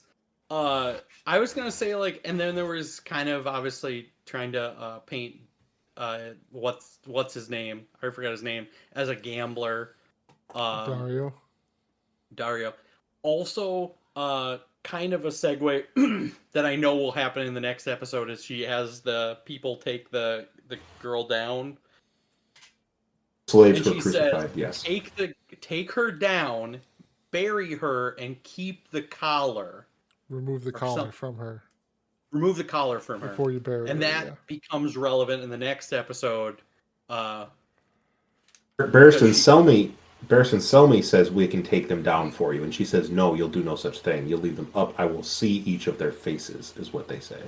She wants to see these people who are mile markers. Yeah. She wants to see these people who are tormented because it gives her, focus and anger to do whatever she's going to do. Another fun fact, Westeros does not run on the metric system. Well, east of Westeros does not run on the metric system there. So I just thought, as I said that, I was like, I think they said every mile. I was like, yep. Very few places, even in the global world we live in, do not run on the metric system, but apparently Westeros does not either. So, being Westerners. Anyway, can we end the wrap up for the thing that Nick forgot from the last episode? I didn't take any fucking notes on Danny. Boring. Shame. Go for it, Gary. Okay, my next item was Stannis' wife's brother, Lord Axel Florent, is burned. Yeah. And so I had to look up the House Florent, and they are pledged to Highgarden. So by the house itself is sworn to the lady Tyrells. The Tyrells, who now are marrying their daughter off to Joffrey. However, specifically this house was sworn to Stannis because, Stannis' wife is from that house.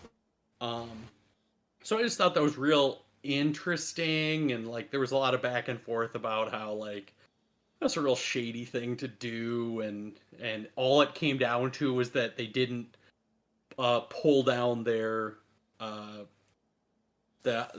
idols of the seven, and so then he burned the Lord. It just seemed, and then his sister was just whatever. She's loving it. She's all excited smiles to see their souls fly away, but yeah, it's just that she was excited. It speaks to the depravity that the people who are so fanatical in this world, the dangers they can do. Stephen would appreciate a good quote. Voltaire says that if they can make you believe absurdities, they can make you commit atrocities. Good stuff. No one cares, Nick. I care, Gary, and Stephen will care if he ever hears this. Any other thoughts on the burning of House Florent? Tragic. Back to Bran. My point here was that we jump back to the Bran story, and then there's Bran's vision, which I took extensive notes. What I think I had to pause that scene multiple times. A reflection to maybe Tyler, who's in the books. Are we at the point? Because I know that Bran's story surpasses the written works that are currently published. Have we passed that point already? Nope. Okay, that's what's my care, because I know that that's not a spoiler. That at some point, some of these stories go past what is printed literature. So, I have Bran's vision. I don't know if you guys want to talk about that. I took a beat by beat post of it. Nick? Yeah, it speaks to also transitioning from fanatics and what they believe to even the people who seem sort of grounded or losing their reality. Jojen is talking to Bran about, you can't stay in Summer's skin. It must be glorious to run and leap, or whatever he says. But Bran is like, I was just eating. He's like, Summer was eating. You know, you just see what he sees.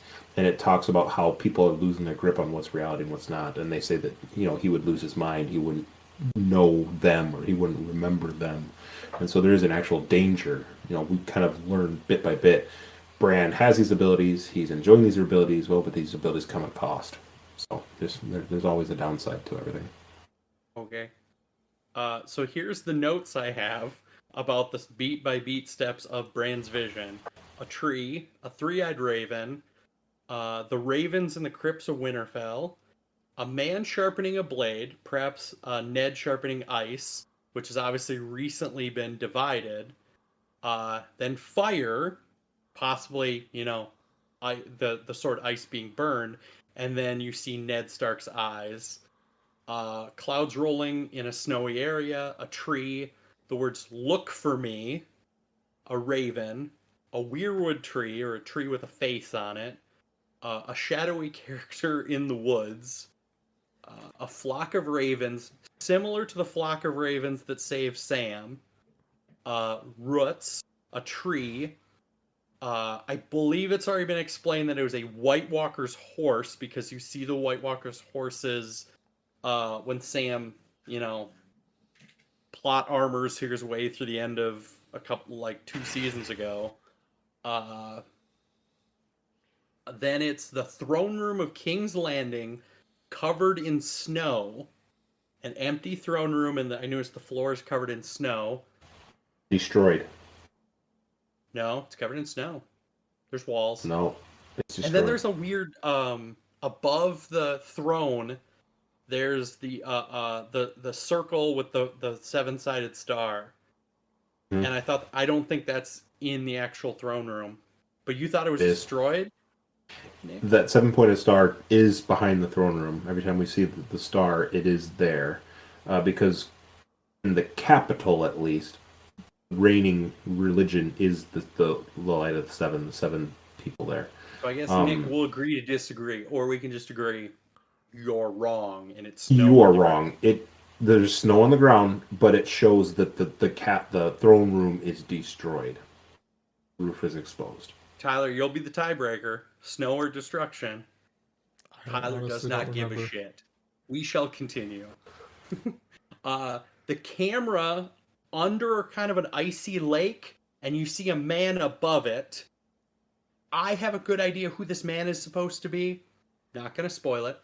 A crow. And going back to crows, there's a lot of crows. And then the words, "He saw us." Bran falling from the tower in episode 1, going to a dragon shadow flying over a city, the completion of the scene of Bran falling from a tower in episode 1, a tree on a snowy hill with a sunrise in the distance, and then the wind blows the clouds past that scene. The words "north" is said. And then it ends with Bran releases his touch of the tree, and then it just goes to the next scene. So, as it's been very often assumed that there's lots of hidden meanings and random shit in this show, would you say that some of those pieces have some random meanings? Definitely, yeah. There's definitely some scenes there. I think it's too. You've seen shots of King's Landing from above. I believe the shots of the dragon shadow flying over the city is supposed to be made to reference of it being King's Landing. I would also make that assumption. I was trying to be vague, Tyler. I'm pretty for sure we've seen the shot, like the layout of King's Landing and kind of what the buildings look like. So it's kind of made the assumption of this is King's Landing. But anyway, I thought that was real interesting. Like, especially as like, I had to pause and rewind that, and HBO Max has real shit rewind skills because it's like 10 seconds back every time. But I just imagine watching it the first time, especially if you were watching it on cable television with no rewind, that would be real tough. Like, it just looks like just flashes of images that really you could blow past and never know. Any other thoughts on that? Otherwise, I'll go to my next point. I don't have anything. Go for it, Gary. The next point was at the royal wedding. Joffrey is introduced as Joffrey of the houses Lannister and Baratheon. In that order. Lannister and Baratheon. Which also had me make a note that on the banner that Tyrion had in the last episode, it was a split banner left and right of 50% yellow and 50% red. Anyway, Nick is trying to show me a picture of the throne room, and obviously maybe he's right. You don't think there? I believe that there was snow. Nick is seeing some destruction. There's snow. Nick, is there snow on the ground? Yes, there's snow, but you said the capital was not. That's all I destroyed. cared about. Room is trashed. It's snow. The snow is more Concede. relevant than the destruction, Nick. Go suck a fuck. Like, the snow is more relevant. Sorry. Minor disagreements over the stupidest shit. That should be the narrative of all things Game of Thrones, as discussed. Anyway, any other thoughts on other things at the royal wedding? I noticed after the cuts of the Queen of Thorns, she doesn't seem to be clapping. It just sort of gives a kind of a one shot of her. Tyler? So I will make a note to put a pin in this part here. Sansa is given a necklace, the last episode, by the fool character who she had saved at the beginning of like season 2 there. The knight Sir who Dontos. the knight who Joffrey was going to kill. Queen of Thorns comes up and talks to Sansa, putting her hands on her hair and stuff like that. And then you see in a brief shot after that, something is missing from Sansa's necklace there. I wonder that what as well that's on the about rewatch. there. Very interesting. Something to look for. Another thing on a rewatch. Yeah, Nick, did you have something? I had another thing at the royal wedding. Another observations. Nick, do you have something? Yes. Are you talking about the royal wedding or the like dress rehearsal beforehand? Because when I brought it up last time, you said like before that hadn't happened yet. When he names his sword and smashes the book. I think I'm at the actual royal I think you are. wedding. I don't think Okay. I made any notes about that like dress. No, That was the interaction I had referenced earlier, where he does pull out the sword and he swipes at it, because you commented about how he hacks away with his sword. He has no style sense, and I made the reference. He hits the book. Then when I mentioned it, you both were like, "No, she's in the next stuff." So I was confused as well. no, but I just worries. yeah. he names his sword. You he made it names sound his sword. really character developing, and it was really just a fuck you to Tyrion. Like, has nothing, Yeah. and obviously. Well, Like- not just to Tyrion, but also to Sansa, because he names his new Valyrian sword, which he swings around arrogantly, Widow's Wail, which just killed her whole family. Anyway, yeah. Any other thoughts on that scene? Obviously, I'm jumping to the actual royal wedding about the groom's dinner or whatever the fuck that other earlier scene is. Dress rehearsal, I think we technically called it. Just if we do talk about the royal wedding, we're going to get to the end scene, which we need to because we're going There long. yet? Calm your shit, motherfucker. Calm your shit. Gary's getting more liberal with his expletives. Sorry. The lecture Maybe that it's he an is. 11 o'clock thing. Maybe profanity just comes out a little deeper after 11 o'clock. Perhaps. I was the one note that I had, and then we can go to wherever that we did jump. And again, I was like Gary commented, looking back at the video to find that scene. Also in this scene too, we see Jaime, who is stressed as a Lannister because everybody hates him apparently, find the one Lannister who is kind to him, Tyrion. Tyrion has a drink with him, and he's like, "It's just wine. Don't worry about spilling it, knock it over," because he's refitted with a new golden hand. And Tyrion says that he can help him train with his left, and he does so by having him get in touch with Bronn, and Bronn helps him train as a left-handed swordsman. So again, to the comments we made earlier in this video, 5 hours ago, his identity and being who he is, or maybe helping him find a way to get back to his redemption, is in his swordplay and skill at arms. So that was something that I had down as a comment just about that had happened. What your take on it was? So, number one, this is the bromance starting between Jamie and Bronn there, because it's kind of funny. Jamie hears the story from Bronn of why they're out where they are, because this is where Bronn takes the wife of some knight out to have his fun with her, and apparently she screams very loud. They're far enough away nobody can hear her. And then the other thing to note is this is another change from the book that I remember here, because it's not actually Bronn that Jamie trains with. During this time, I believe Jamie is sent away from King's Landing here after he's returned and everything.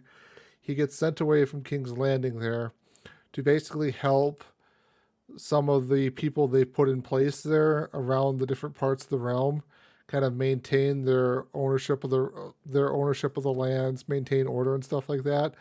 And Jamie ends up doing a lot of training then with Sir Ilan Payne. I think backstory is, unfortunately, the actor who played Ilan Payne in the show ended up passing away at some point in time there. So to kind of honor him, they just didn't really film any more scenes with him. They didn't recast him or anything like that. Interesting. I hadn't heard that before. You train with somebody. He doesn't have a tongue, does he? You can do sword fighting with somebody who doesn't have a tongue. He can still hear and understand. It's what brings us together today. No, that guy still has a tongue. He just has something else going on. He doesn't. I think I'm different. We're going to. I'm the one who goes off the rails. Anyway, that's interesting. Time, but Ilan Payne. I did not realize that. Yep. But Nick and his bromances. About the Bronn. It's an interesting character relationship, Bronn and Jamie. Someone who doesn't really care much about who they are or their stature, as long as they get paid, and someone who is trying to redeem their stature. I also noted on a rewatch, going back to the royal wedding, Sansa says the words, "We have a new queen," and Tyrion says, "Better her than you." Mm-hmm. So I think it's maybe a turn the page for Sansa that they have a new queen, and so that's kind of a page turn for her of a new chapter in what she hopes will be an upswing, or it's just it's interesting to hear her announce that. But obviously Tyrion also knows that although it's a new queen, you're winning here. This is good for you. So anyway, I think it was Nick who gave us the sassy fingers. You're up. I also remembered on a rewatch, again, things you pick up, that the Karstarks had killed Martin and Willem Lannister, the two 12-year-old boys. And hey, little Willem Lannister shows back up as Tommen Baratheon, and standing there next to everybody else. And again, on a rewatch, it's something that you don't even notice, and you just start seeing the actor portray Tommen. But yeah, at the wedding itself, you see him standing there, and having just watched those episodes and knowing what we know up to this point, you're kind of like, didn't he just get killed by the Karstarks, and that caused the downfall of the Starks? So it was interesting. Yeah, and I was like, oh, wait, that's right. It was interesting because there's a clear shot on the Baratheons standing there, Cersei, Myrcella, and Tommen is not who he was either before. Okay, now I have some items on the wedding reception, not to the last 2 minutes. Nothing happened at the wedding reception. We're done. What? You're good. My question my next question is, Cersei sends the food to the kennels. Do you have a theory as to why she does that? Is it just to say fuck Marjorie, or is there some deeper reason? Tyler? It is clearly just to say fuck you, Marjorie. And Nick Consensus reached. Yeah, anything that absolutely total humanitarian, wonderful thing to do. And, bullshit. Marjorie was doing it because she knows that the king is not in power. The people who put the king in power, there are always more of the people than there are the king. So she's absolutely doing it absolutely trying to do it to curry favor with the masses, but doing so also helps them. Like, she's well aware of that. Yeah, as far as to your original question, regardless of what you're going to try and backtalk to what I just said, yeah, the only reason Cersei says anything is because she doesn't want Marjorie to be seen as anyone helpful, and also to get away with doing anything positive. Oh. Nick, I put those as two very separate pages as to whether or not Marjorie is a humanitarian or whether or not she's currying favor with the people of King's Landing. I do not think she's a humanitarian. I think she's a great politician. She could give two flying fucks about the people of King's Landing, but she wants their power, and she wants to be, she wants hers. As she said earlier, she doesn't want to be a queen. She wants to be the queen. And part of that is, I think she wants to be in the history book. She wants to be the queen, the queen that's remembered as like being well loved. Queen is nothing without a kingdom. Anyway, Tyler, did you have a point on that? Nope, back to Nick then. I went like this, like mind blown. I'm remembering all these things. I really need to write stuff down. My life is too crazy. No stuff. We haven't said jack crap about the Dornish prince who came up in this whole area. I didn't even mention yet. You're at the end of season. At the reception. At the end of episode 2. Like, the whole point of who Oberyn Martell is at the beginning of this episode 1 too was totally omitted. He's at this wedding too, walking around, and he's making eyes at Loras Tyrell at the wedding reception. There's all sorts of interaction. This is also, like, we have so many people that we're familiar with are all in one place. So it's interesting to, like, have these people interact. Like, Brienne comes up and talks to the king. Cersei recognizes her. Jaime's there. Loras is there. Marjorie's there. It's like there's so much going on with these interactions, and that's something that the show does really well, is writing all these different characters. Oberyn was just something that blew my mind too, because he's there, and he's a wild card. I think he actually, like we talked earlier about how, like, people who are smart are scared of Tywin. Oberyn, like, flat out threatens him, like the killing of young boys and the queen or whatever. Like, it's like that's something that we look down on too, or just like dead stares one-on-one with Tywin. So Oberyn is definitely someone who's dangerous and not to be trifled with either, I think. I guess we can go to Tyler, even though I think I beat him. I had my finger up first. I wasn't paying attention, so sorry. Yeah, so to just backtrack there a little bit, Oberyn Martell is the second in line of the princes of the Martell family there, of the rulers of Dorne. His brother is Doran Martell. I believe so. Unable to make the wedding because of gout, I believe, is what he suffers from currently there.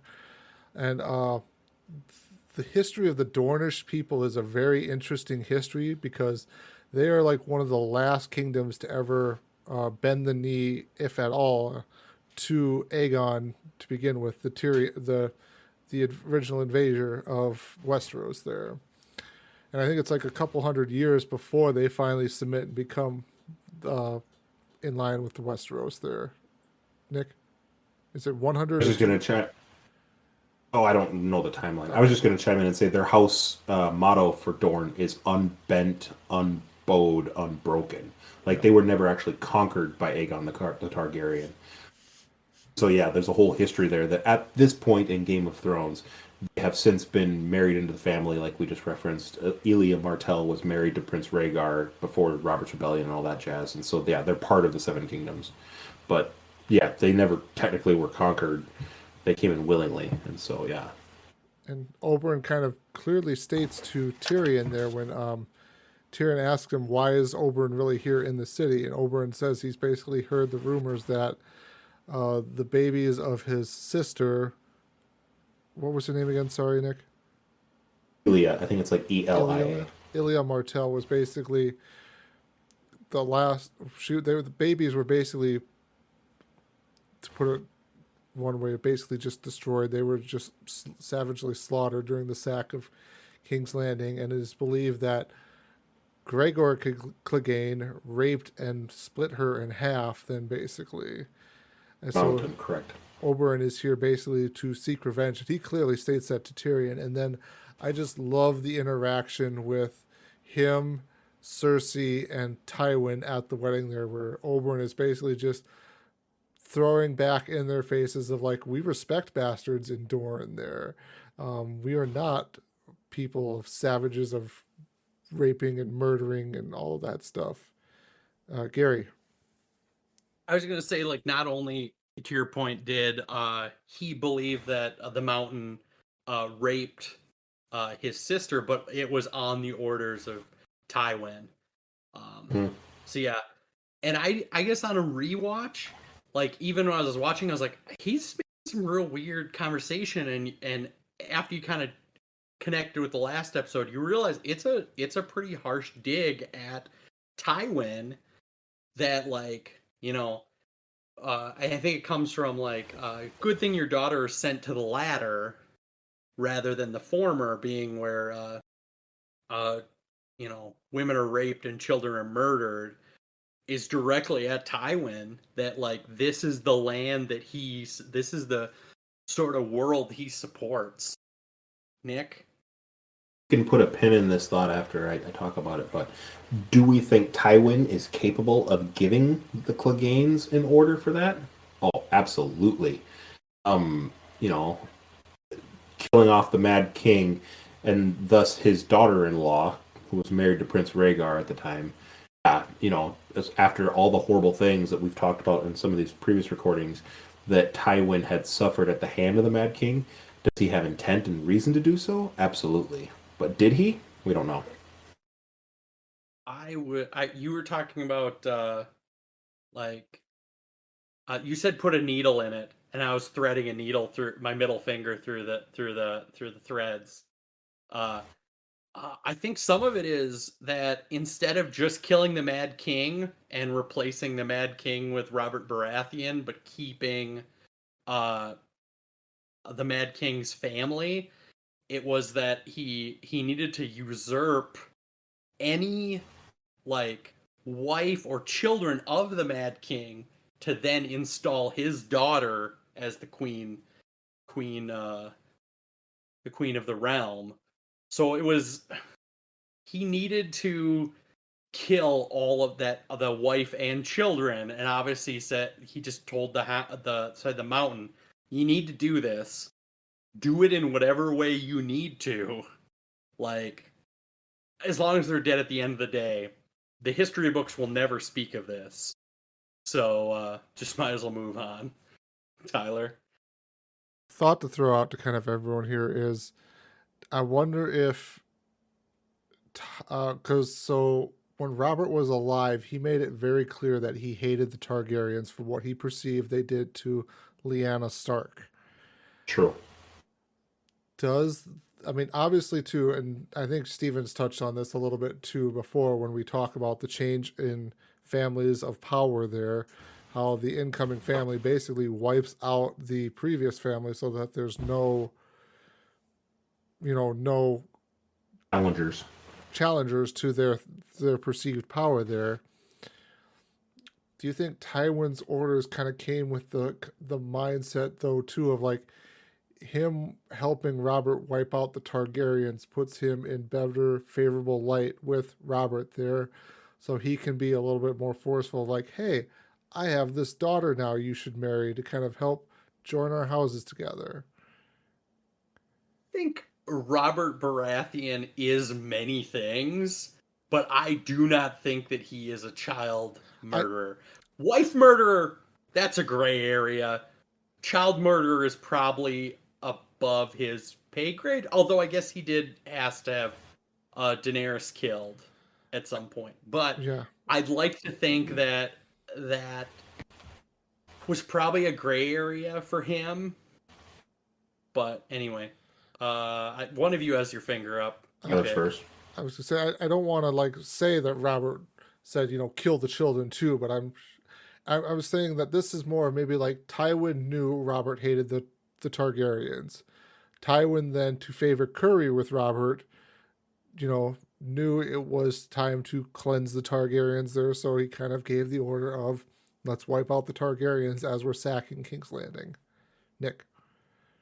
I think that the benefit is there for Robert, but yeah, I don't think that that's something he would have probably had a hand in.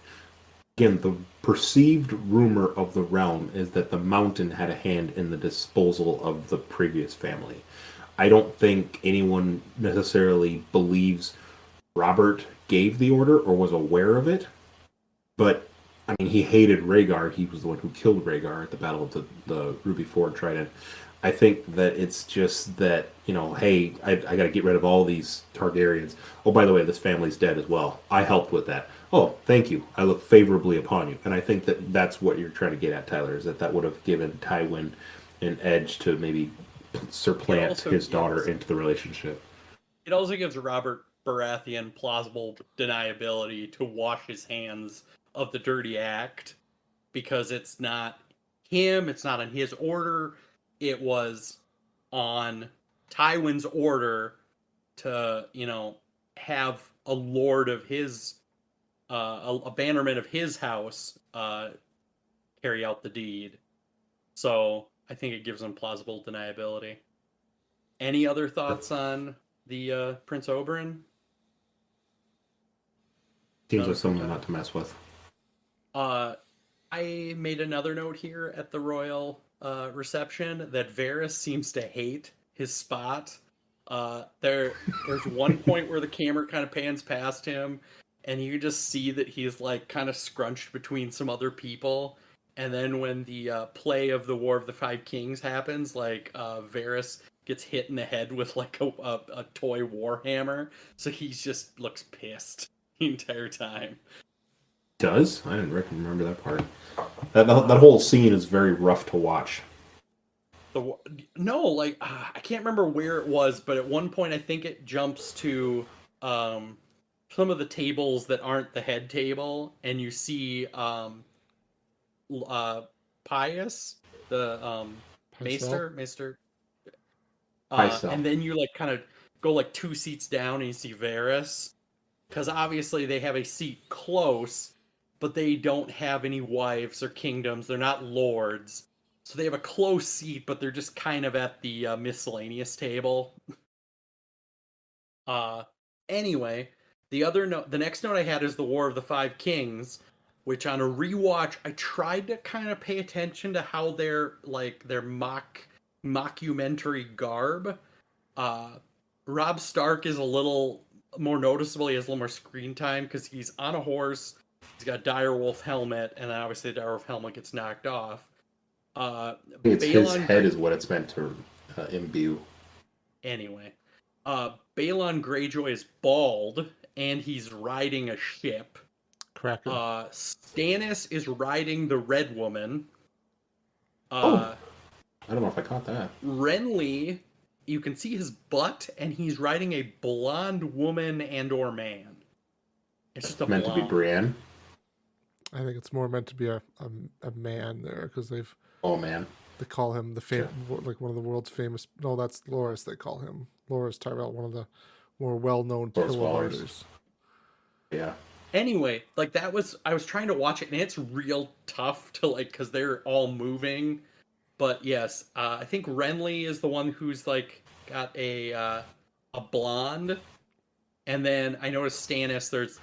There's a lady with red hair, and Joffrey obviously is all goldy and very nicely garbed. The lion with the stag horns. I didn't even catch that. I was trying to pay attention to, because obviously he's supposed to look, that caricature is supposed to look very honorable, but all the rest are supposed to look like mockumentaries of these other people.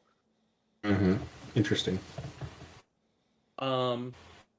The next note I made was that Sansa hands Tyrion the goblet when it gets kicked under the table, and I just noticed that perhaps Sansa more than anyone understands the pain of being humiliated by Joffrey. Also, they've obviously been, kind of linked together of like they're both just trying to survive Joffrey and get the hell out of King's Landing. Tyler? And that's definitely like it's painfully awkward not just from like the viewer's perspective, but even like everybody in attendance there. You could tell it's just a tense, awkward scene too going on there with the king berating his uncle. And I think it's supposed to feed Bring me my back cup. to the cloaking, because the cloaking was very much a similar situation where like Joffrey stole the stool that Tyrion was gonna use, and they just sort of had to. Sansa just sort of have to play the fool, because in order to belittle Tyrion in a way, Joffrey has to like even further belittle Sansa. So, that is all of the items I have up to the last, let's say, 2 minutes. However, I did notice that in the pie, when it's cut, there's a dead pigeon, perhaps poisoned, or perhaps hit with a sword. I don't know. Yeah, Nick. On that note, good observation with the dead pigeon. Seems something kind of foreboding there. But I noticed too, our rewatch, Joffrey drinks his drink from the cupbearer a couple times. After Sansa and Tyrion give it back to him, and he goes down. They're like, "Oh, the cake is here, the pie is here, whatever." And because there's this weird stare where Joffrey's trying to get Tyrion to kneel before him, and he doesn't. And then finally, he just takes the cup from him and he sets it down to his right on the table where the Tyrell family, as the now married-in family, are sitting next to him. Nope, it's still on his table. It's on Joffrey's table, but it's on his right, near. It's on his left, actually. Like if Joffrey was looking at the table and everyone was sitting behind the table, it would be his left then. Or if he's looking at the table, to his right, yes. To his right. So I was just saying it's on that side, and then he walks down to the pie. So there's a moment where he's separated from it, because now, as I'm sure we're about to dive into, something happens with his cup. But there's a big pause there where everyone's focus is on Joffrey, 20-some paces away from his cup. I think we're all trying to be foreboding. Joffrey dies. We're assuming it's poison, and we there's a lot of spoilers as to when or what. And Tyler's shaking his fist because he's excited. Long live King Joffrey. Long may he reign. Oops. I've been waiting 3 hours to drink in his honor. May that bastard rot. Anyway, so first of all, so this becomes an ongoing thread, and obviously it ends with Tyrion being accused. I think we should definitely give props to the actor. His name's is it Jackie Gleason, Nick? Jack Gleason. Jackie Gleason was the older guy in who's now a theology professor. Yeah, like after this show, after he died, he gave up acting to like go become a professor of theology. Really? Yeah, I have not heard that. Big props to the actor here, basically, because he made he basically portrayed such a character that you just absolutely wanted to hate every week he was on screen there. Is the worst. Your boy Joffrey. Yes. Your boy Joffrey. Your boy Joffrey is no more. I still have the hero of the revolution. I have to say, I remember when this scene first aired, I was just in disbelief, because so often in this show you see people get away with things, especially Joffrey, where you're just like, this is so horrible, this is the worst thing that can come from it. And I know I've been the first to quip, if you think this has a happy ending, then you haven't been paying attention. It's so out of the blue, because it's not something you expect. Like we were just talking about at this play he was watching. He's laughing and he's joking and he's telling his uncle that he's worthless and trying to make him kneel before him. And he just got married, right? He's the most powerful person in the world. This death comes completely out of the blue. And I think for a lot of audiences, not just myself when I first saw this scene, you're just kind of like, what the heck just happened? And you're just like left dumbfounded after this, like these last 2 minutes. Any other thoughts without trying to avoid spoilers? Obviously, no surprise to anyone. Shit gets interesting. The music the episode ends with is just really great too. It's the Rains of Castamere sung by the people who were singing it at the wedding there, but it's more of the long version that you get to hear it there. And it's kind of I wouldn't say somber one. It's definitely like a weird melodramatic take on it there. Nick? As Joffrey's passing, he's choking is the main premise from this poison, whatever he's got, something. He's like bleeding from the nose, he's gasping, he's clawing at his face.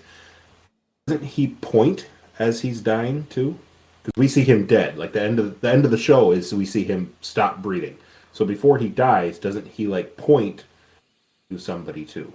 Yeah, he tries to reference Seemingly pointing so. towards Tyrion there, saying Tyrion is the one who did it. What are you timing out, Gary? Here, we're not spoiling. I don't want to jump into spoilers. He thinks, yeah. That's what happened. clearly Yeah, he points at seemingly Tyrion so there, points, saying- and everybody like looks at him, and Tyrion even like picks up the cup like in dismay, wondering what the heck he may have done or what happens. That's not. And then spoiling anything. Cersei yells, Take him. he killed him, take him, or something like that. Yeah. There's no spoiler there, Gary. I don't know. I think there's spoiler things in that scene, but we can talk about it after the episode. It's covered in the episode, so it's not really a spoiler if we're talking about the episode. Anyway. Any other thoughts? Yeah. Or you want to wrap it up? Long live Joffrey. Oh yeah, the world is better off without him. But interesting, like one of you said, things get interesting moving forward. Then. Yes. Did you have anything, Nick, to kind of touch on from the episode? No, nothing that we went back and talked about then. I just remembered some of those bigger key players. So we're good. Okay. Gary, are you good then? I'm good. All right. So we're going to take her into the home stretch here then. So for next time, we'll be watching episode 3 and episode 4. Episode 3 is titled Breaker of Chains. Episode 4 is titled Oathkeeper. All right. Well, that'll do it for us this fine evening. Thank you for listening, everyone. Hope you have a good one. See you, folks. Everybody.